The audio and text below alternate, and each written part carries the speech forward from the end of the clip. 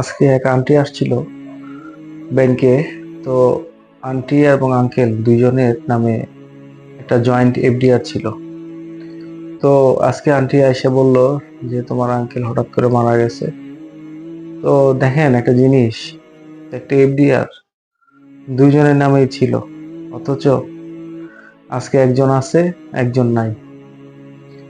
এখন মানে তার মনটা খুবই খারাপ।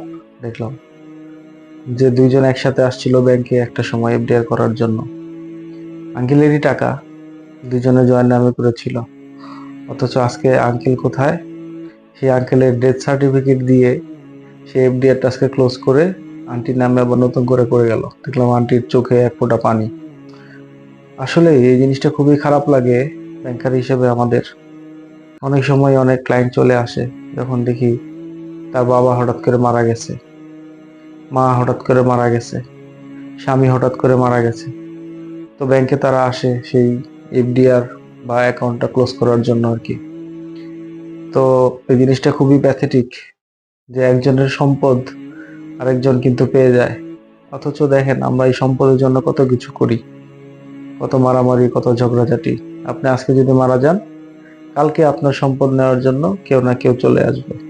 এটাই দুনিয়ার নিয়ম, এটাই দুনিয়ার রীতি।